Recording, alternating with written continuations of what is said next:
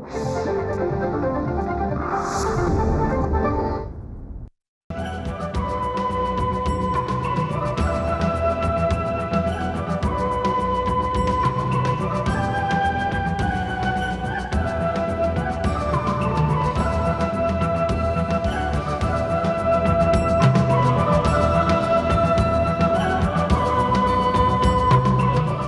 रसिको हो, मी समीरा गुजर आजच्या या हॅलो मान्यवरच्या भागामध्ये तुम्हा सगळ्यांचं मनपूर्वक स्वागत करते. रसिको हो, व्यावसायिक नाट्य निर्मात्याला केवळ व्यावसायिक गणित सांभाळून चालत नाही, तर नाट्य निर्मिती ज्या उद्देशाने केली जाते अर्थातच रसिकांचं भरभरून रंजन करणं आणि त्यांना दर्जेदार कलाकृती देणं हा उद्देश सफल व्हायला हवा. मराठी रसिकांच्या भाग्यामुळे मराठी रंगभूमीच्या क्षितिजावरती एक चंद्रलेखा उदयाला आली आणि चांगलं नाटक, दर्जेदार नाटक म्हणजे चंद्रलेखा असं समीकरण मांडलं गेलं. याचं खरं कारण चंद्रलेखाचे निर्माते स्वतः एक कलाकार, उत्तम फोटोग्राफर आणि रसिक मनाचे. यामुळेच कदाचित मराठी मनावरती इतकी वर्ष अधिराज्य गाजवणं श्री मोहन वाघ यांना शक्य झालं. आज आपल्या भागामध्ये मान्यवर पाहुणे म्हणून ते उपस्थित आहेत, याचा आपल्याला अतिशय आनंद आहे आणि त्यांच्याशी मनमोकळ्या गप्पा मारायला आपण सगळेच उत्सुक आहोत. पण त्याआधी पाहूया त्यांच्याविषयीची ही ध्वनिचित्रफीत. आपण जाणताच की यंदाचा नाट्यरत्न पुरस्कार देऊन सह्याद्री वाहिनीने त्यांना सन्मानित केलं, त्या प्रसंगीची ही ध्वनिचित्रफीत.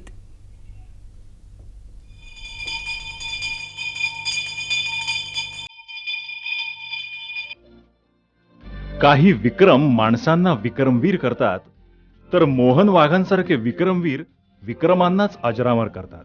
कारवार मधला लहानगा मोहन मुंबईत आला. इंडियन एक्सप्रेस ग्रुपमध्ये स्टाफ फोटोग्राफर म्हणून काम करताना माणसं वाचायचं आणि नाटक करायचं व्यसन करू लागला. 1967 मध्ये चंद्रलेखा नाट्य संस्थेची स्थापना झाली. श्री ना पेंडसेंच्या गारंबीच्या बापूनं यशाची हाक दिली. चंद्रलेखा म्हणजे चांगलंच नाटक, चंद्रलेखा म्हणजे दर्जेदार नाटक अशी ग्वाही नाट्य रसिकांच्या मनात रुजली, वाढली, बहरली. चंद्रलेखाच्या विक्रमी आठवणी दाटतात आणि 76 नाटकांचे रत्नदीप उजळतात. बटाट्याची चाळ, वाऱ्यावरची वरात, नटसम्राट, मृत्युंजय, रणांगण, ती फुलराणी, गोड गुलाबी, आसू आणि हासू. ऑल द बेस्ट तर ऑल टाइम बेस्ट आहे.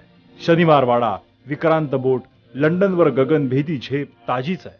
मोहन वाघांचं नेपथ्य आजही चर्चेचा विषय आहे. वसंतराव कानेटकरांचा जन्मजन्मांतरीचा स्नेह आठवणी जागवतोय. पुलंच्या आशीर्वादानं, लता मंगेशकरांच्या स्वरस्पर्शानं दीनानाथ पुरस्काराचा सप्तसूर आसमंतात दरवळतोय. विष्णुदास भावे पुरस्कारानं, नाट्यरसिकांच्या प्रेमानं नवनाट्य निर्मितीचा उत्साह वाढतोय. आयुष्यात जे करायचं ते दर्जा राखून हाच मोहन वाघांचा निर्धार आहे.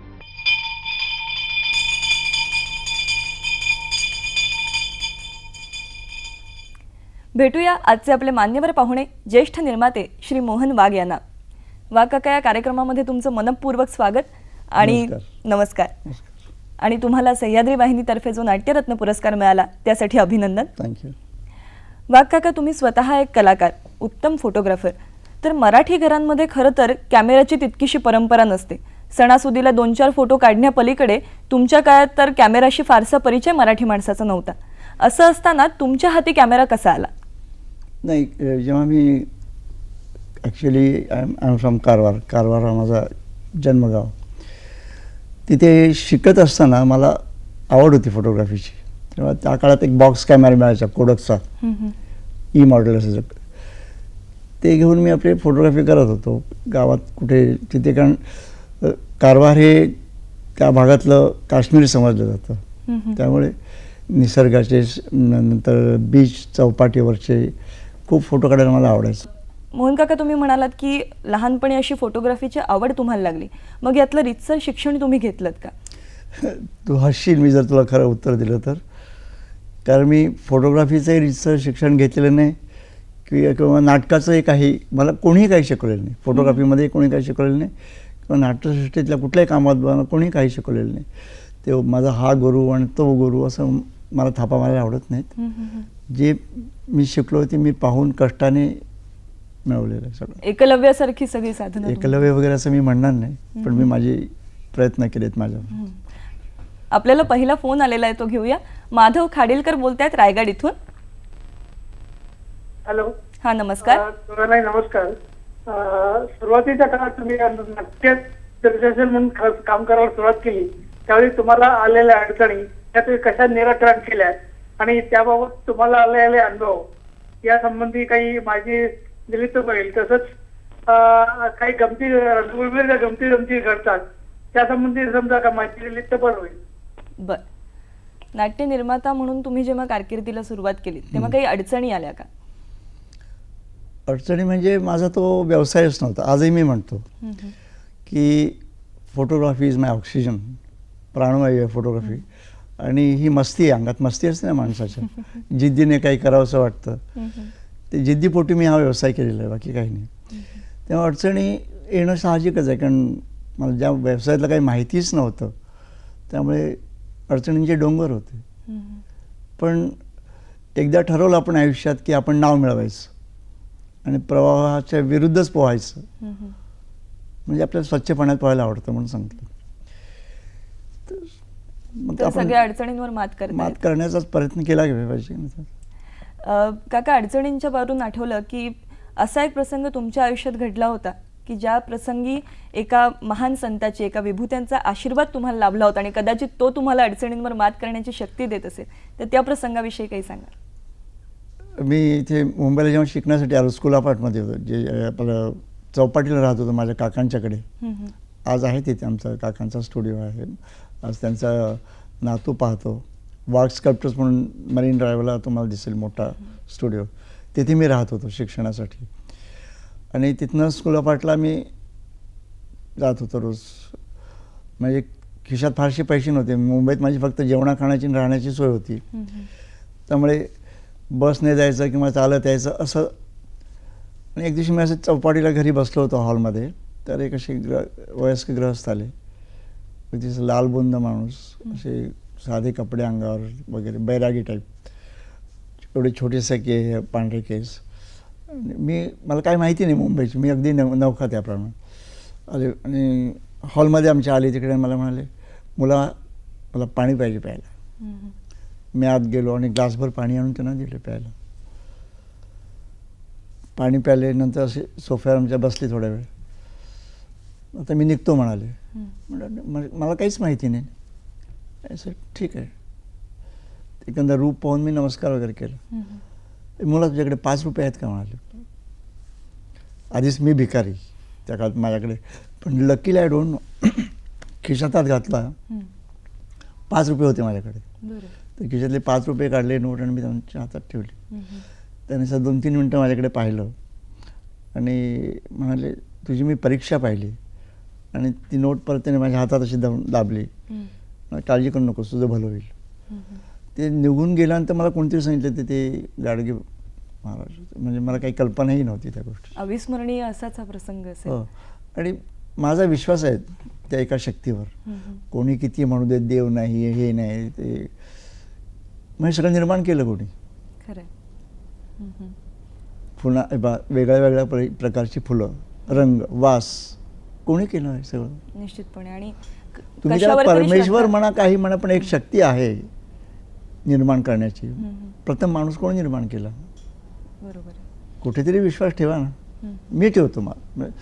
आणि मला आजपर्यंत आयुष्यात असं अंगावर असं प्रसंग आला की नेहमी मला भासतं कुठेतरी शक्ती आहे माझ्या पाठी, जी आपल्याला बळ देते पुढे जाण्यासाठी. Definitely it is that. नाहीतर जो व्यवसायच माझा नाही त्याच्यात एवढं नाव मिळणं एवढं सोपं नाही. आपण पुढचा फोन घेऊया. रवींद्र कुडाळकर बोलतायत नाशिक इथून. नमस्कार. नमस्कार, बोला. रवींद्र कुडाळकर नाशिकहून बोलतोय. वाघ काकांना माझे 3 प्रश्न आहेत. मी नाशिकचाच असल्याने आपल्याबद्दल अशी मला माहिती आहे की वसंत कानेटकर आणि आपण 2 + 2 = 4 हे जसं गणित असतं तसं तुमचं आणि कानेटकर साहेबांचं एक वैयक्तिक नातं होतं आणि आपल्या करिअर संबंधी सुद्धा त्यांच्याशी तुमचं नातं होतं. तर या संबंधी एखादी आठवण आम्हाला सांगावी, हा पहिला प्रश्न.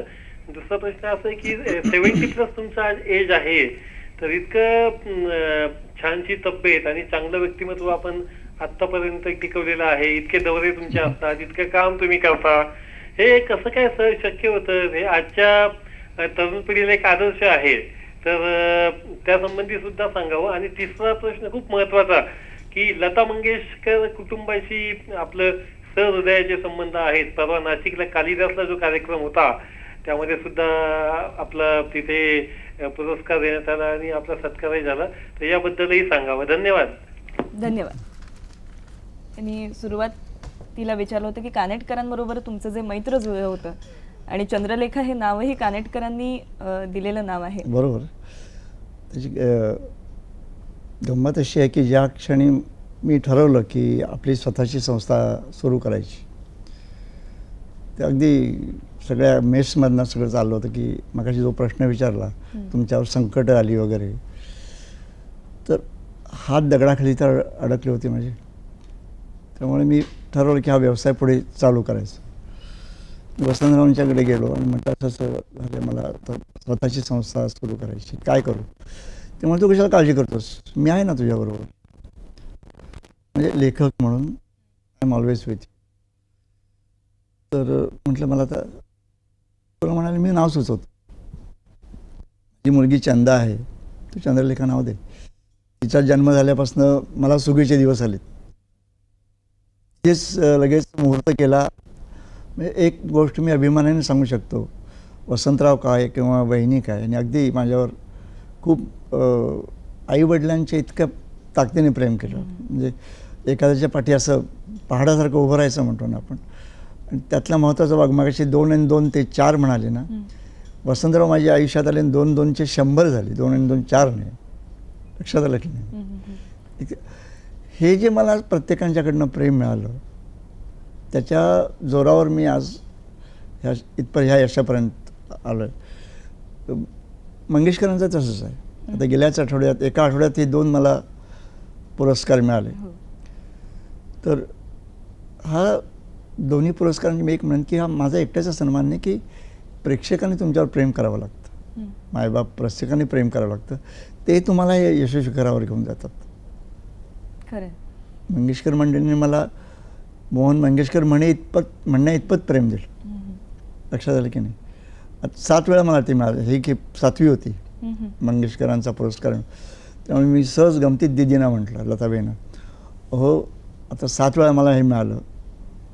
तर म्हटलं मंगेशकरांच्या घरातले 7ही सूर माझ्याकडे आले. क्या बात आहे. तर लेट मी स्टॉप. आता मला हे थांबू दे, लोकांना मिळू देत नाही. तर त्याने मला गमतीने विचारलं, तुम्हाला संगीतातलं इतकं ज्ञान कधीपासून आलं? तुम्हाला कोणी सांगितलं 7 सूर आहेत म्हणून? सूर म्हणाले 12 आहेत.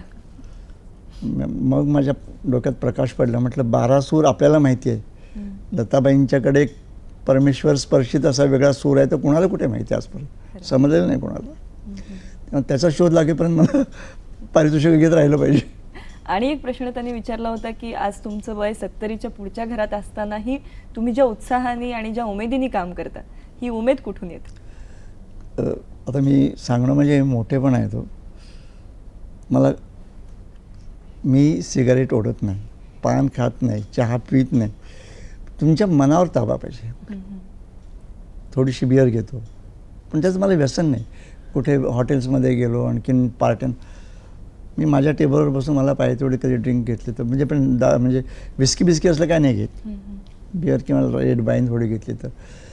ह्या सगळ्या गोष्टीत एक शिस्त आणि संयम हा यू मस्ट बी ट्रान्सपरंट.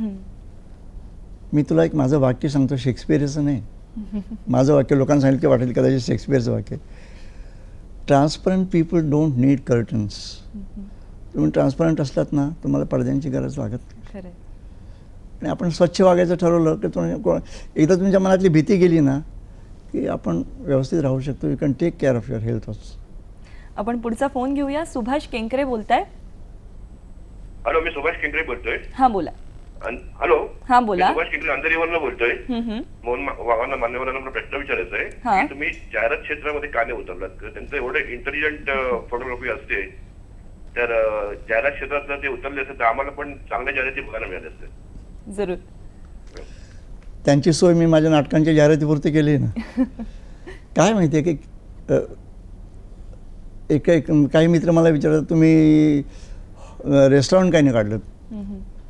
असं जर मी, काही म्हणतात तुम्ही सिरियलमध्ये काय नाही आलात, काय म्हणतात सिनेमा काय नाही केला. मला मी मिळवलेलं नाव घालवायचं नाही. आणि इतका मग वेळ नाही म्हटलं तरी नाट्यव्यवसाय सुरू झाल्यापासून फोटोग्राफीकडे थोडंसं माझं काम कमी झालं. काम कमी म्हणजे फिजिकली इट्स नॉट पॉसिबल. आणि मी त्या अशा घाणेरड्या स्पर्धेत भाग घेऊ नाही इच्छित. काम करायचं तर चोख करायचं, कॉम्प्रोमाइज नाही कुठल्याच वेळेस. त्यामुळे मला मिळवलेलं नाव घालवायचं नाही कुठे. समजा मला जर जाहिरातीमध्ये जर भरपूर वेळ देता येत नसेल तर मी ते मनात असूनही करता येत नाहीत काही गोष्टी. आता तुम्ही म्हणालात की फोटोग्राफीकडे थोडंसं तुमचं लक्ष कमी झालं किंवा त्या बाबतीत थोडं कमी काम केलं, आणि तुम्ही नुकताच तुमचा अतिशय मौल्यवान असा कॅमेरा एका फोटोग्राफरनं भेट म्हणून दिलात, तर त्यामागची तुमची भूमिका काय होती? काय फोटोग्राफीमध्ये मला जेवढं हवं तेवढं नाव मिळवलं होतं. मी स्कूल ऑफ आर्ट जॉईन केल्यापासून माझं एकच ध्येय होतं. कारण काय माहिती आहे का, I lost my father when I was hardly, मी 1 वर्षाचा असेल, I have not seen my father. तर आई 20 वर्षाची होती, इमॅजिन करून, म्हणजे 20व्या वर्षी वैधव्य म्हणजे. आणि मुंबईत आल्यावर मी पहिल्या दिवसापासून ठरवलं होतं मुंबईत आईला आणायचं, सुखी करायचं आणि मला नाव मिळवायचं. त्यामुळे स्कूल ऑफ आर्टमध्ये जेव्हा शिकताना माझ्यावर अन्याय झाला. आता ते मला उगीच नावा घेऊन पाठचं हे, पण मी स्कूल ऑफ आर्टच्या प्रिन्सिपलला त्यांच्या ऑफिसमध्ये जाऊन सांगितलं, आजपासून मी स्कूल ऑफ आर्ट सोडून जातो आहे, पण तुमच्या डिग्रीशिवाय मी नाव मिळवून दाखवेन. आणि त्याची गंमत तुला सांगतो की जेव्हा 1970 साली मला ऑल इंडिया म्हणजे बेस्ट डिझायनर म्हणून प्रेसिडेंट अवॉर्ड मिळालं, पहिलं पारितोषिक हिंदुस्थानातलं बेस्ट डिझायनर म्हणून. कमल शेडगे मी ते पाकिजाचं कवर डिझाईन केलं होतं HMVसाठी. पाकिजा फिल्मही मी केली होती, शांताराम बापूंची 4ही फिल्म मी केली होती. तर ते अवॉर्ड मिळाल्यानंतर पहिला फोन कोणाचा असावा? प्रिन्सिपलचा फोन होता, यू आर माय स्टुडंट. काय आपण शेवटी तुमचं कर्तृत्व तुमच्यासाठी बोलत असतं. एक्झॅक्टली. आणि म्हणून ते ज्या आम्हाला अवॉर्ड्स मिळतात ना, त्या अवॉर्ड्सपेक्षा काही काही शब्द मी असे साठवले जे कायमचे माझ्या मनात अवॉर्ड्सच्या पेक्षा मोठं स्थान घेऊन बसलेले आहेत. आता शांताराम बापूंचं तुला एक उदाहरण सांगतो की चानी फिल्म करताना मी सांगितलं की बरीच फिल्म्स माझ्याकडे यायच्या, पण मी त्यांना सांगायचं मी असं वर्षावर्ष नाही करू शकत, महत्त्वाचं मला सांगा, मी येऊन तुम्हाला करून देईन. तेव्हा त्याप्रमाणे चानी फिल्म केली कोकणात. कारण फिल्मफेअरसाठी एकच फोटोग्राफ मी काढलं होतं. फिल्मफेअरची एक असाइनमेंट माझ्याकडे होती, सगळ्या विनर्सचे फोटो काढायचे. त्या एका फोटोवर ते खुश झाले होते माझ्या नुसतं. पहिलीच असाइनमेंट फोटो त्यांचे काढले. आणि आज जिथे ती तुम्हाला जे फोटोग्राफ दिसतात ते मी काढलेले शांताराम बापूंचे. तर ते बॉम्बे हॉस्पिटलमध्ये he was not well, serious होते, मृत्यूशी झगडत होते. आणि खाली सगळे प्रेसची माणसं बसलेली होती. तर मला वाटतं कोमामध्ये थोडा काहीतरी ते असे शुद्धीवर आले असं काहीतरी. आणि किरणने त्यांना विचारलं की खाली प्रेसची माणसं बसलीत, त्यामुळे तुम्ही बोलाल का, किंवा कोणी फोटो काढलं तर चालेल का. अशा ह्याच्यात त्यांनी सांगितलं त्यांना की आता मला काहीही करायचं नाही, समजा याच्यात माझं बरं वाईट काय झालं, फक्त मोहनने काढलेले फोटो छापायचे. तर यापेक्षा मोठी पावती काही असूच शकत नाही. लताबाईंची एक तुला गंमत सांगतो. HMVमध्ये असाच एक आपण लताबाईंच्या विषयी ऐकूया, पण त्याआधी एक फोन घेऊया. रवींद्र माफ करा, सुरेश साळवी बोलतायत. सुरेश साळवी बोलतायत कोल्हापूरहून. हा बोला. वाघसाहेबांचं पहिल्यांदा मला हार्दिक अभिनंदन करायचं आहे की वाघसाहेबांनी ऑल दी बेस्ट सारखं नाटक नवीन कलाकारांना घेऊन सुद्धा इतके यशस्वी केले. आणि नवीन कलाकारांमध्ये एक आता त्यांनी एक आत्मविश्वास निर्माण करून ठेवला की आज न उद्या मोहन वाघ सारखा माणूस त्यांना भेटेल आणि ते पुढे येतील. उदाहरणार्थ आता भरत जाधव, संजय नार्वेकर. हा, तर असा एक विश्वास आम्हाला वाटतो की वाघसाहेब म्हणजे एक नवीन लोकांसाठी स्टार मेकर आहेत असं म्हणता येईल. धन्यवाद. नाही. आणि एक ISO 9001 आहे वाघसाहेबांचं, चंद्रलेखा हे नाट्यगृह संस्था जी आहे की ISO 9001 कसं. नाही, प्रश्न लक्षात नाही आला, जरा परत सांगा. एकदम परफेक्ट म्हणजे ISO 9000 ब्रँडेड नेम कसं असतंय तसं चंद्रलेखाचं नाटक म्हणजे एक नंबर नाटक. त्यामध्ये कोणही महत्वाचं नसून वाघसाहेबांनी निर्मिती केलेली ती चांगलीच असणार. बर, निश्चितपणे मला वाटतं चंद्रलेखा आणि दर्जेदार नाटक हे समीकरणच झालेलं आहे आणि लोक त्या अपेक्षेने येत असतात आणि दरवेळेस त्यांची अपेक्षा पूर्ती होते. आणि जसं ते म्हणाले की अनेक नवीन कलाकार, नवीन नाटककार तुमच्या मुशीतून तयार होऊन बाहेर पडले, तर त्यांच्याविषयी काय सांग? तो अनुभव जरा मी असं म्हणणार नाही मी माणसं तयार केली आयुष्यात. आता वसंतराव कानेटकर, रणजित देसाई, तात्यासाहेब शिरवाडकर, ही जी एकंदर मोठे म्हणजे माणसंच मोठी आहेत, कलाकारच मोठे होते, लेखक मोठे होते. माझं सुदैव की ती माणसं माझ्या आयुष्यात आली, असं झालं की नाही. त्यामुळे पण ती माणसं आयुष्यात आल्यानंतर ती तुमची करून घेणं हे कसं तुमच्याकडे पाहिजे. कानेटकरांच्या जवळजवळ मी 18 नाटकं केली. कानेटकर गेल्यानंतर अशी एक मोठी व्हॅक्यूम नॅचरल म्हणजे अरे आता नाटक कुठे शोधायचं हे होतंच ना. पण इलाज नाही पडत. आपण नवीन पिढीबरोबर आपल्याला व्यवसाय म्हटल्यावर नवीन माणसं शोधावी लागतात. त्याप्रमाणे प्रल्हाद माईकर आहेत, अशोक पाटोळे आहेत, देवेंद्र प्रेम आहेत, ही नवीन बरीच मंडळी आहेत. तसं काय प्रॉब्लेम काय येत नाही. तर ते मी केलं असं म्हणण्यात काय अर्थ नाही. तुम्ही मगाशी लता दीदींचा उल्लेख केलात, तर शतजन्म शोधितानासारखं सुंदर नाटक आम्हाला तुम्ही आणि मंगेशकर कुटुंबाचं एकत्र योगदान बघायला मिळालं, तर त्याविषयी, त्या नाटकाच्या प्रयोगाविषयी काय सांगा? प्रयोगाच्या आधी मी लताबाईंच्या जे अफेक्शन आहे त्याच्याबद्दल गंमत सांगतो तुला आणि मग प्रयोगाबद्दल सांगतो. HMVचं मी काम करत होतो. ते HMVचं ते पाकिस्तानचं कव्हर केलं, त्यालाच ते प्रेसिडेंट अवॉर्ड मिळालं होतं. ती सुद्धा एक गंमत आहे. मी कधी मला बक्षीस मिळालं म्हणून कधी आयुष्यात प्रयत्न केले नाहीत. बरीच माणसं करतात ते. प्रिंटर जो होता आम्ही HMVसाठी मी आणि कमल शेटकन ते कव्हर तयार केलं. प्रिंटरने पाठवलं दिल्लीला कॉम्पिटिशनसाठी आणि बक्षीस मला मिळालं डिझायनिंगचं. बरं. प्रेसिडेंट अवॉर्डसुद्धा प्रयत्न केलेलाच नव्हता मी त्याच्यासाठी. तर HMVमध्ये असंच एक दिवशी लताबाई तिथे येणार होत्या. मला बोलवलं त्यांच्या डायरेक्टरने. तर गेलो. काय ते म्हणाले आज इथे एक महत्त्वाची व्यक्ती येणार आहे, बिटल्सचे. बिटल्सचे जे चीफ होते ते तिथे येणार होते. त्यामुळे मी तुमची ओळख करून देतो, लताबाईंची ओळख करून देतो, मला चांगले फोटोग्राफ्स पाहिजेत, हॅरिसन म्हणून. म्हटलं ठीक आहे.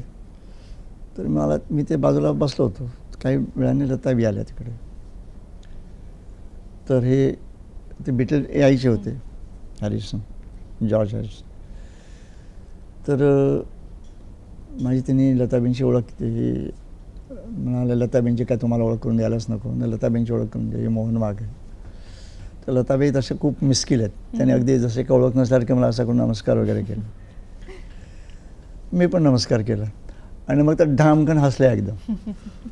आणि तो माणूस गडबडला डायरेक्ट. क्या हो गया क्या? त्यानंतर दुबे साहेब हे फोटोग्राफी के लता मंगेशकर.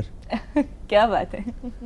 ही जी पावती असते ना, ही पारितोषिकापेक्षा मोठी आहे की नाही? नक्कीच नक्कीच. पु ल देशपांडे जेव्हा म्हणतात मोहन तुझे फोटोग्राफ्स आमच्याकडे बोलतात. आपण शतजन्म शोधितानाची एक झलक पाहूया आणि मग त्यानंतर त्याविषयी बोलूया. हे मी सहनच करू शकत नाही. मनवा जर सरदारांच्यावर प्रेम करत असती ना, तर त्या दोघांच्या प्रेमाच्या आड येणाऱ्याचा जीव घ्यायलाही मागे पुढे पाहिलं नसतं. हो, पण सरदारांचं हे एकतर्फी प्रेम मला मान्य नाहीये. उद्या सरदारांनी मनवाला मागणी घातली तर भास्कर बुवा बहुधा लगेच होकार देतील आणि नकार देता येणार नाही म्हणून मनवा गप्प राहील. त्या दोघांचा संसार दुःखाचा नसेल पण सुखाचाही असणार नाही आणि त्याला कारणीभूत तू असणार आहेस. मी? होय, तूच. आता नकार होकार जो काही महत्वाचा आहे ना, तो तुझा. या नाटकाविषयी बोलूया, पण त्याआधी एक फोन घेऊया. आपल्याशी बोलतायत पुरुषोत्तम कुलकर्णी सोलापूर इथून. हॅलो, नमस्कार. मी पुरुषोत्तम कुलकर्णी सोलापूरहून बोलतोय. हा बोला. मला मोहन वाघांना नमस्कार. नमस्कार.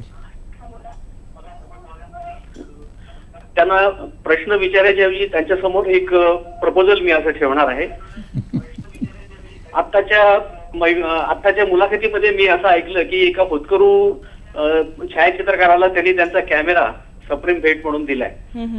तर त्या धर्तीवरती मी सोलापूरहून काही अक्षर लेणं प्रकाशन या नावाने पुस्तकं प्रकाशित करत असतो.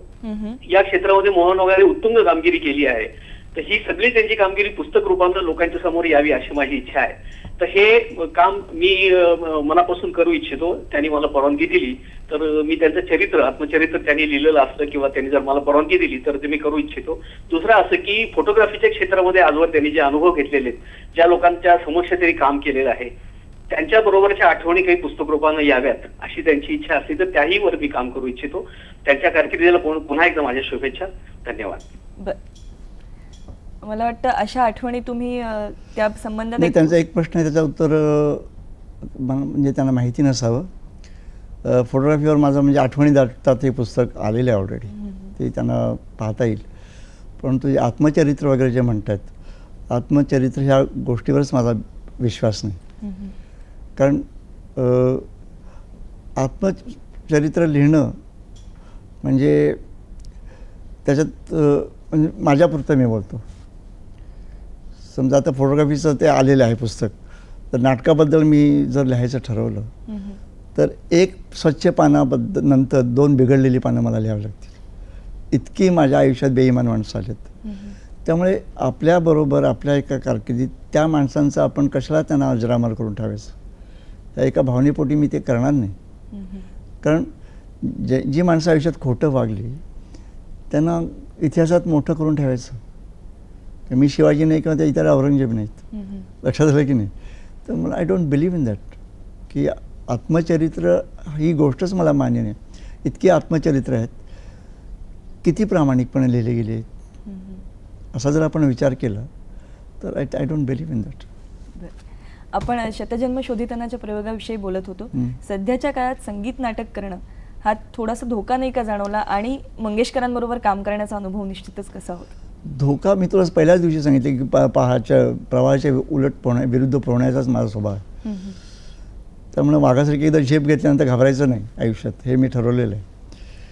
त्यामुळे संगीत माझ्या आवडीचा विषय आहे. आणि कधीतरी जितेंद्र रवीजी माझे खूप चांगले मित्र होते, गोव्याचेच ते, पण आय एम फ्रॉम कारवार. तर एक मनात इच्छा होती की आपण संगीत नाटक एक केलं होतं मी, हे बंध रेशमाचे. आणि जेव्हा हृदयनाथने सांगितलं मी म्युझिक डिरेक्शन करीन, कारण माझ्या मनात त्यांना ते द्यायचं होतं. आणि लताबाईसुद्धा जेव्हा आपल्या गाण्यासाठी तयार झाल्या, ह्याच्यापेक्षा आणखीन अमृततुल्य हे योगच नाही, योग नाही ना. त्यामुळे त्याची किंमत समजेल लोकांना काही दिवसांनी की अरे माझ्याकडे काय आहे आज. समाधान तर आहेच, पण त्यापेक्षा किती मोठं म्हणजे मी त्या कंप्लीट फॅमिलीच अशी परमेश्वर स्पर्शित असं म्हणतो. त्या ती मंडळी माझ्यासाठी आज काहीतरी करतात. पंडित हृदयनाथ माझ्यासाठी येऊन म्युझिक डायरेक्शन करतात. लताबाई माझ्यासाठी येऊन 7-8 गाणी गातात जी कोणाकडे आज नाही. आणि सगळ्यात महत्त्वाचा भाग की एकही पैसा न घेता. बऱ्याच लोकांच्याबद्दल बरीच लोक काही बोलत असतात. एक साधी गोष्ट सांगतो की तर नाट्यसृष्टीतला एक आमच्यावर झालेला म्हणजे नाट्यसृष्टीने केलेलं नाही, वेळ आहे ना. हो हो नक्की. ज्युडिशरीची गंमत सांगतो. न्यायदेवता आंधळी आहे असं म्हणतात, त्याचा मला पुरेपूर अनुभव आला. की बसेस सगळ्या कॅन्सल झाल्या पर्यावरण कारणासाठी. मला मान्य आहे पर्यावरण कारण, पण ज्युडिशरीच्या दृष्टीने आपण जर विचार केला तर बघ गंमत काय ती. एखादी कमर्शियल व्हेकल जी मंडळी तिकीट लावून पॅसेंजर्सना बसवतात पैसे घेऊन, आणि बॉम्बे टू गोवा असं रोज 1000 मैल किलोमीटर रनिंग करतात. आणि आमच्या बसेस आम्ही पैसे घेत नाही, ही सोय आहे आमचं सेटिंगचं सामान नेण्याची, कलावंतांना नेण्याची. We don't charge them anything for that. आणि मॅक्झिमम रनिंग किती 100 किलोमीटर एका दिवसाचं ॲव्हरेज काढलं तर. हे दोन्ही एकाच वेळेला बाद होऊ शकतं. जर तुम्हाला कॅन्सल करायचं, त्यांना 7 वर्ष दिली तर आम्हाला 10 वर्ष द्या ना.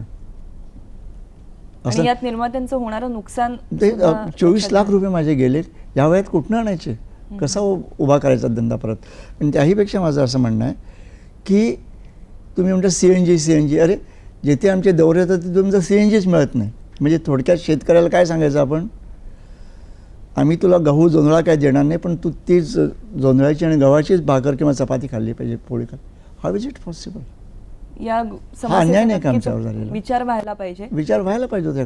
पण गव्हर्नमेंटने आता महाराष्ट्र गव्हर्नमेंटने सांगितलं, माझं असं म्हणणं की आमच्या माझे 2 बसेस गेला म्हणजे स्टेट 24 लाखाचं नुकसान आहे. आज 14 लाख रुपये किंमत झाली.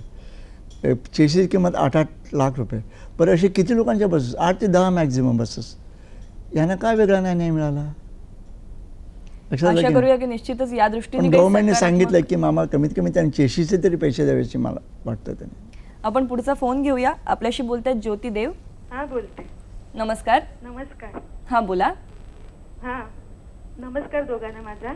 नमस्कार. मी ज्योतिदेव वसईहून बोलते.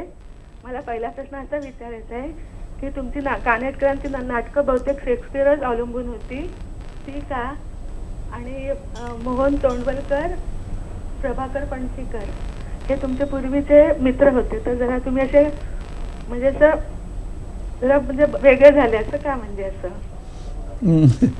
हे काहीतरी चुकीची माहिती आहे तुमच्याकडे. हा तुमच्याकडे काही थोडीफार चुकीची माहिती आहे. आम्ही आजही मित्र आहोत. म्हणजे सहज विचारला नाही नाही, म्हणून माझा राग नाही आहे, म्हणून मी सहजच सांगतो जरूर तुम्हाला. आपण उत्तर देऊया याचं. सहजच सांगतो हा की आम्ही तिघंही आजही चांगले मित्र आहोत. प्रभाकर पणशीकर का किंवा तोंडवलकर काय किंवा मी, आम्ही त्या आजही मित्र आहेत. कोण कसलाही दुरावा नाही. फक्त माझं आणखीन प्रभाकर पणशीकरांचं मध्ये थोडंफार बिनसलं होतं, पण वी आर ॲब्सोल्युटली नॉर्मल नाव. तसं काही काळजी करायचं कारण नाही. त्यांनी विचारलं होतं की कानेटकरांच्या नाटकाच्या संदर्भात. कानेटकरांची नाटकं ही खास करून शेक्सपियरच्या नाटकांपासून प्रभावित झालेली आहेत. तर मला वाटतं स्वतः कानेटकरांनी म्हटलं की शेक्सपियर हा साहित्य क्षितिजावरचा एक पण शुक्रतारा जो होता. प्रत्येक नाटककार किंवा प्रोड्युसर निर्माता जो तो शेक्सपियरला मानतोच. मानलाच पाहिजे. पण असं नाही, त्यांच्यावर एक गगनवेदी हे एकच नाटक असं आहे की जे शेक्सपियन, बाकी सगळे त्यांची स्वतःचीच नाटकं, बरीचशी 80% नाटकं कानेटकरांची स्वतःची आहेत. असं कुठेही त्याच्यावर शेक्सपियरचा इन्फ्लुएन्स वगैरे काही नाही. आणि रायगडचा काय संबंध आहे शेक्सपियरशी? खरंच. मत्स्यगंधीचा काय संबंध आहे? आणि गगनभेदीच्या निमित्ताने एक उत्तम योग जो मराठी रंगभूमीवरती अतिशय मौल्यवान सुवर्णाक्षरातला म्हटला पाहिजे तो म्हणजे आपण मी काय म्हणतो की तो इंग्लंडला प्रयोग केला शुभारंभाचा, ह्याहीपेक्षा त्यातला मला आनंद काय आहे, आज शेक्सपियर थिएटर जे आहे लंडनमध्ये, शेक्सपियरचं गावी, त्या लायब्ररीत कानेटकरांची गगनभेदीच्या 2 प्रती ठेवलेल्या आहेत. हा केवढा मोठा मान आहे. निश्चितपणे लक्षात, स्टॅटफोर्ड ओपन एव्हनला.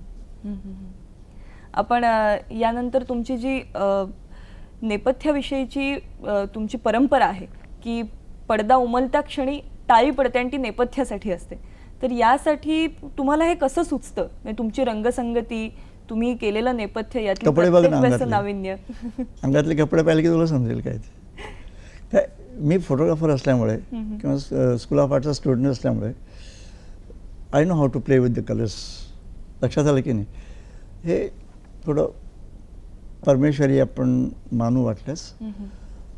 त्यामुळे आणखी हे जे तुला मी सुरुवातीला सांगितलं की परफेक्शन हा जो भाग आहे, कुठल्याही बाबतीत मला पटल्याशिवाय मी कॉम्प्रोमाइज करणंच शक्य नाही. म्हणून मी सेट डिझायनिंग माझ्याखेरीज दुसऱ्या कोणाचं का काम करत नाही की set designing, lighting, costume designing हे एकाच माणसाने केलं तरच ते कलर्सची तुम्हाला गंमत करता येते. Otherwise you can't do that. आपल्याकडे दीपस्तंभ या नाटकाची एक चित्रफित उपलब्ध आहे, ती आपण जरूर बघूया. पण त्याआधी नेपथ्याविषयी पुन्हा तुम्हाला काही दाखवण्याची इच्छा आहे, पाहूया.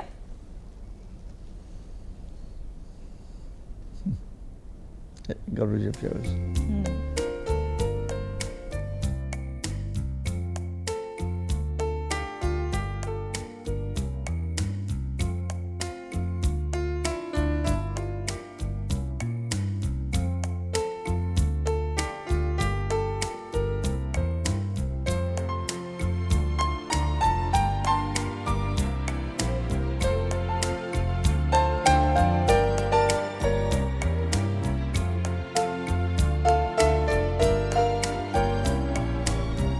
गरुड झेप या नाटकातला सेट डिझायनिंग बरोबर. तिथे दाखवलं गेलं. गरुड झेप हे नाटक सध्या तुम्ही परत केलं आणि आम्हाला अतिशय अभिमान आहे की सह्याद्री वाहिनी सुद्धा त्याचा एक घटक होती. बरोबर, त्यांच्या आग्रहासाठीच केलं मी ते. तर तो अनुभव कसा होता आमच्याबरोबर काम करण्याचा, आणि एकंदरीत पुन्हा एकदा तुम्ही आणि पणशीकर लोकांना एकत्र काम करताना पाहायला मिळालं त्याविषयी सांगा. कारण मला ते आवडलेलं नाटक आहे गरुड झेप हे नाटक. त्याचा एक नावाचाच इतिहास फार मोठा आहे. गरुड झेप हे नाव कसं आलं आहे तुला सांगतो. हे ॲक्च्युली रणजित देसाई आणि वसंत कानिटकर दोघांना एकत्र आणून दोघांच्याकडनं नाटक लिहून घेणं म्हणजे दुसऱ्या कुठल्याही प्रोड्युसरला ते जमलं नसतं. हे आपली रिलेशन जी होती दोघांची ती. आणि रणजित देसाईने मी कोवाडहून घेऊन नाशिकला आलो वसंतरावांच्याकडे.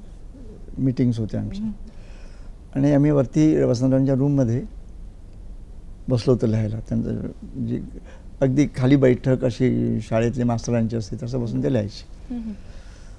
दुपारी 1-2 वाजले काहीतरी. वहिनीसारख्या खालनं हाक मारायची, जेवायला या जेवायला या. आणि आम्हाला नाव सुचत नव्हतं.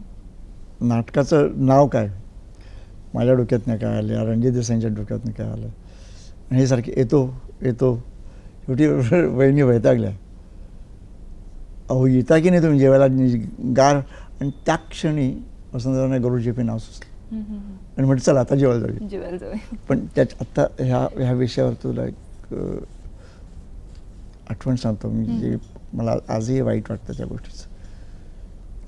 आसोण्यासूच्या वेळी आम्ही जेव्हा गेलो की आसोण्यासी कल्पना मुळात वसंतरावांची. मी मयेकरांना ती सांगितली होती की आता तुम्ही ते नाहीच आहेत तर याच्यावर. ते म्हणाले, म्हणून मी त्यांना नाशिकला घेऊन गेलो कारण वहिनींना बरचशी ती कथानक त्या माहिती होती. आणि वहिनीने गप्पा मारता मारता मारता त्यांना ते सगळं सांगितलं. मुंबईला येईपर्यंत त्यांना वाटलं नव्हतं की आपण नाटक लिहू शकेन. पण त्यांच्यावर वहिनींच्या बोलण्याचा इतका परिणाम झाला होता की म्हणाले बाबा ग्रेट आहे बाई. आणि निघता त्यांनी एक प्रसंग सांगितला, म्हणजे माझा मोठेपणा म्हणून मी सांगत नाही पण त्यांनी हे सांगणं आहे मोठेपणाचं. म्हणजे मोहन तुम्ही आज आलात तर तुम्हाला एक गोष्ट सांगते की वसंतराव जेव्हा सिरियस होते आणि हॉस्पिटलला निघणार होते ते म्हणाले वहिनीने की मी जरा काही क्षण माझ्या त्या डेस्कवर जाऊन बसून येतो. आणि ते गेले वरती. तिथे 10 मिनटं झाली, 15 मिनटं झाली, वसंतराव आले नाहीत खाली म्हणून वहिनी वरती बघायला गेले. तर ते असे डेस्कवर मान ठेवून पडले. त्यांनी हाक मारली, काय बरं वाटत नाही का, बरं वाटत नाही का. त्यांनी मान वर केले, डोळ्यात अश्रू होते. म्हणजे की मला माहिती आहे मी आता परत येणार नाही हॉस्पिटलमध्ये गेल्यावर. आणि दुसरं वाक्य हे होतं, तू काळजी नको करूस, काही तुझ्यावर प्रसंग आला तर मोहनला हाक मार, मोहन तुझ्याकडे धाव. तर हे आपण इतका विश्वास, याला खरं मैत्र जे म्हटलं जातं. आणि त्याच्यानंतरची गंमत, कारण येता येता मुंबईपर्यंत त्यांचं नाटक अर्ध तयार झालं डोक्यात. प्रल्हाद मयेकरांबरोबरचा तुमचा प्रवासाविषयी निश्चितपणे आपण बोलूया. त्याआधी फोन घेऊया. चंद्रकांतजी बोलतायत. हॅलो. हा नमस्कार, बोला. हॅलो नमस्कार. हा बोला. वाघसाहेब, आज महाराष्ट्र दिनाचा 2 मे आहे आणि आपलं दर्शन आम्हाला टीव्हीवर होतं, आपल्याशी बोलायचं जी संधी सह्याद्री वाहिनीने आम्हाला उपलब्ध करून दिली त्याबद्दल सह्याद्री वाहिनीचा हार्दिक हार्दिक हार्दिक आभार. धन्यवाद. दुसरी गोष्ट, मला तुम्हाला 3 प्रश्न विचारायचे. पहिला प्रश्न, मी एक नाटक लिहिलं होतं आणि ते नाटक घेऊन ज्यावेळी मी दौऱ्यावरती गेलो तर तुम्ही जे नाटक घेऊन दौऱ्यावर जाता तुमची नाटकाचं सगळी समीकरण अशी आहे की शिवाजी मंदिर आणि मोहन वाघ हे म्हणजे समीकरण झालेलं आहे, त्यामुळे आम्हाला बाहेरगावीच जायला लागतं. तर कलाकाराशी जे मानधनाचं असतं त्या मानधनाचं त्याच्या कलाकाराशी कॉन्ट्रॅक्ट करावं की प्रत्येक शो मागे त्याला पैसे द्यावे. दुसरा माझा प्रश्न असा आहे की वाघसाहेब, तुम्ही एवढे मोठे मोठे छान छान नाट्य निर्माते आहात आणि चांगले चांगले कार्यक्रम, तर माझी तुम्हाला एक विनंती आहे की तुम्ही डॉक्टर बाबासाहेब आंबेडकरांवरती, संत रोहिदास महाराज, भगवान गौतम बुद्ध याच्याविषयी तुम्ही एखादं नाटक बिटक का रंगमंचावर आणत नाही.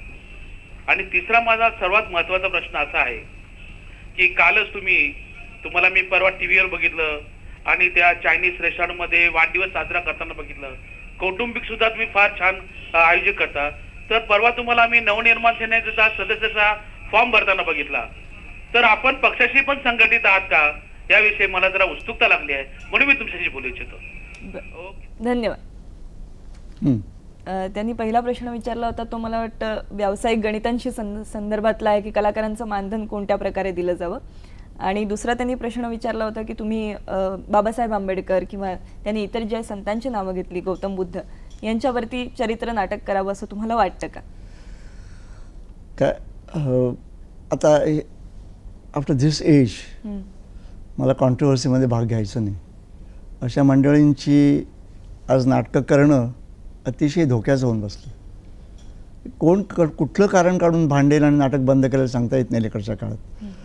आणि त्यामुळे बरं इतके नवीन विषय आहेत, मग आंबेडकरांचं काळ तर आंबेडकरांचंच का, फुलेंचं का नाही, प्रत्येकटा वेगळं वेगळं सुचत जाईल. सो माझ्याकडे फ्रेश विषय आहेत, तर नको त्या भानगडीत मी पडणार नाही.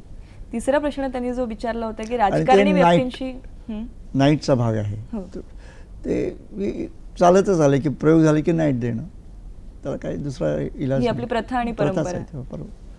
तिसरा प्रश्न त्यांनी जो विचारला होता की तुम्ही राजकारणी व्यक्तींशी खूप जवळून निगडीत आहात, नात्याने संबंधित आहात, असं असताना तुम्ही राजकारणात सक्रिय उतरण्याचा कधी विचार करता का, किंवा राजकारणाकडे कोणत्या दृष्टिकोनातून बघता? नाही, एक सांगतो की राजकारणात मी नाही तसं, कारण राजकारण हा प्रकार मला आर्टिस्टने असू नये असं ह्या मताचे मी आहे. परंतु त्याचबरोबर सगळ्या लोकांशी माझी फ्रेंडशिप आहे. पण एक निश्चित सांगतो, राज ठाकरे माझा जावई आहे, त्यांना माहिती नसेल कदाचित, मी 201% त्याच्या पाठीशी आहे. पण ते राजकारण म्हणून नव्हे, तो एक चांगला मुलगा आहे म्हणून. आपण प्रलंब मयेकरांचा तुमच्याबरोबरचा प्रवास याविषयी बोलत होतो. दीपस्तंभ हे त्यांचं अतिशय गाजलेलं नाटक. तर मयेकरांच्या कामाच्या शैलीबद्दल तुम्ही काय सांगाल? कारण तुम्ही इतक्या दिग्गज लेखकांच्या पिढीबरोबर काम केलंय आणि प्रलंब मयेकर आजच्या पिढीतल्या लेखकांपैकी काय असतं माहिती आहे, लेखक कोणी असू देत, त्याच्याने आपली वेवलेंथ जुळावी लागते. आता वसंतराव कानेटकरसारखा इतका मोठा ग्रेट माणूस, ग्रेट नाटककार, पण त्यांच्या लक्षात आलं की अरे मोहनला नाटकातलं काहीतरी समजतं. समजा एखादा अंक लिहून झाला, दुसरा अंक मला आवडला नाही, आणि मी म्हटलं बसणार इथे काहीतरी सरळ ते अंक फाडून फेकून फ्रेश लिहायचे. मयेकरांच्याकडे ते आहे. ते बसतील, डिस्कस करतील, पटलं न, म्हणजे एकमेकांना समजून घेणं हा जो भाग असतो ना, तो अतिशय महत्त्वाचा, सुसंवाद अतिशय महत्त्वाचा आहे. आपण या दीपस्तंभाची एक झलक पाहूया.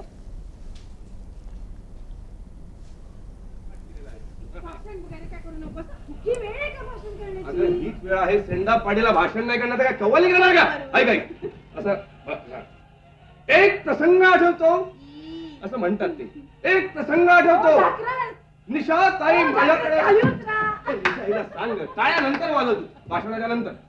निशा ताई माझ्याकडे आल्या आणि मला म्हणाल्या, मी जरी एडिटर असले तरी तुम्ही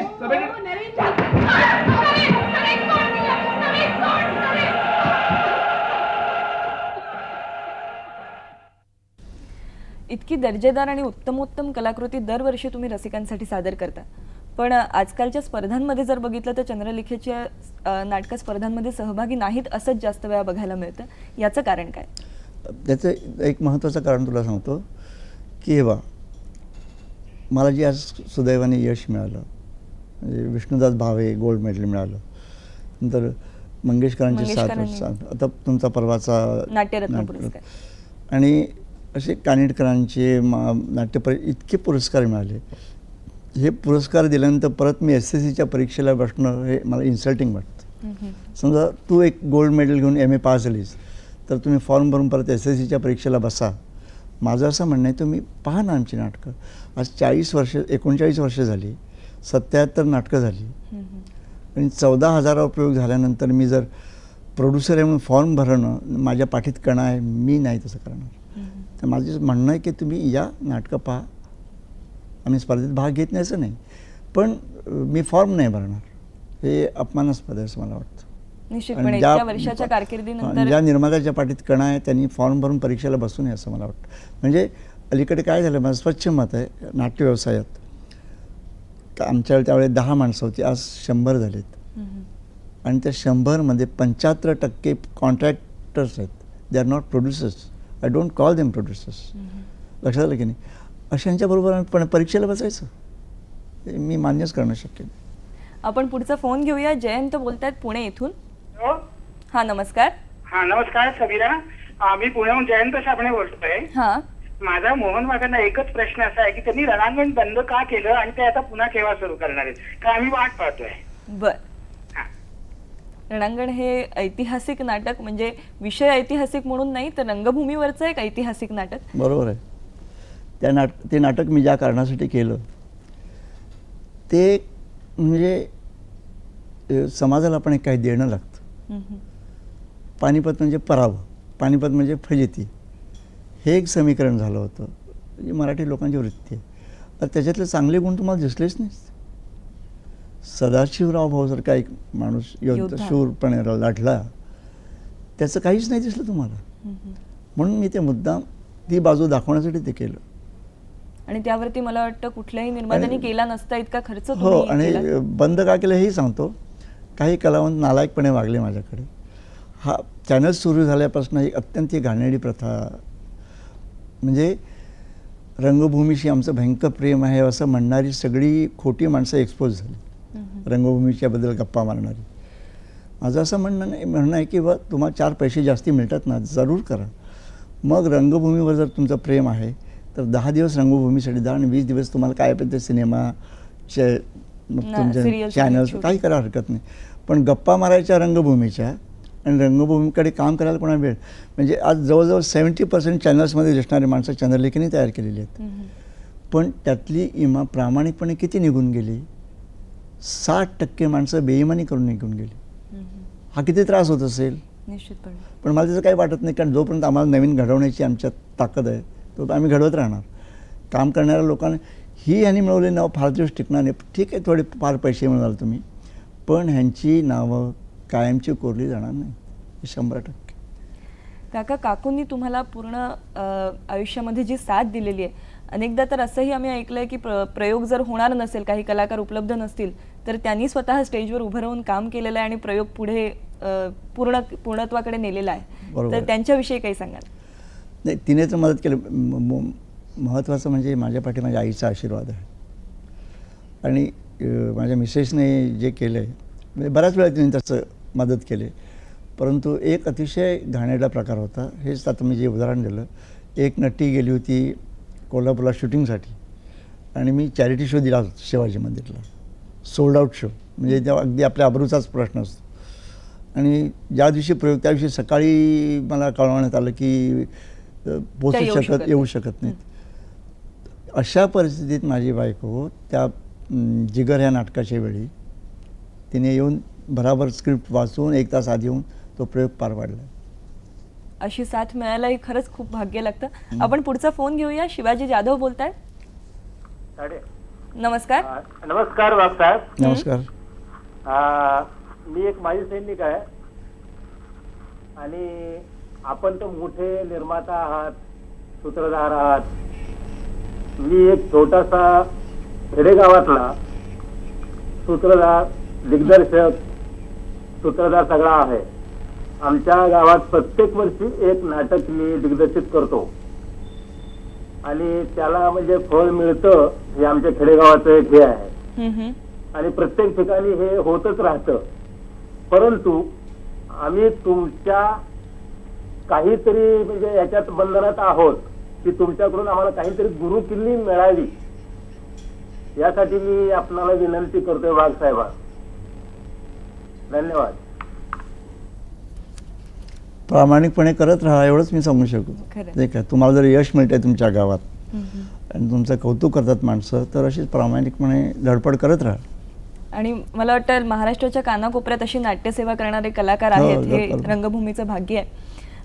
काका, तुम्हाला नाट्यरत्न पुरस्कार देताना सह्याद्री वाहिनीलाही अतिशय आनंद होत होता.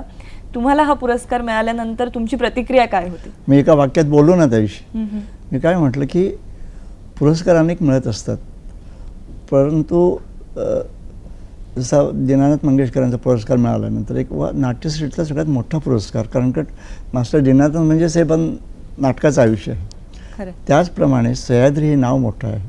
म्हणून मी म्हटलं की तुमच्या पुरस्काराला लाल मातीचा गंध आहे खरं. आणि जो आनंद तुम्ही मला दिलात तो हिमालयापेक्षा मोठा. तसं तुम्ही म्हणालात की सह्याद्री वाहिनीचा आवाका खूप मोठा आहे आणि महाराष्ट्राच्या कानाकोपऱ्यात ही वाहिनी पाहिली जाते. बरोबर. आज या आमच्या सगळ्या रसिकांच्या भेटीसाठी तुम्ही आलात याबद्दल तुमचे मनपूर्वक आभार मानतो. आपण पाहत आहोत नाट्यरत्न पुरस्काराची ही झलक. मी प्रसार भारतीचे अध्यक्ष माननीय MV कामत यांना विनंती करीन की त्यांनी मोहन वाघांचा सन्मान करावा. यंदाच्या 5व्या सह्याद्री मानपत्र देण्याची विनंती करतो नाट्य प्रसार भारतीच्या पुरस्कार सदस्या श्रीमती चित्रा मुदगल यांना.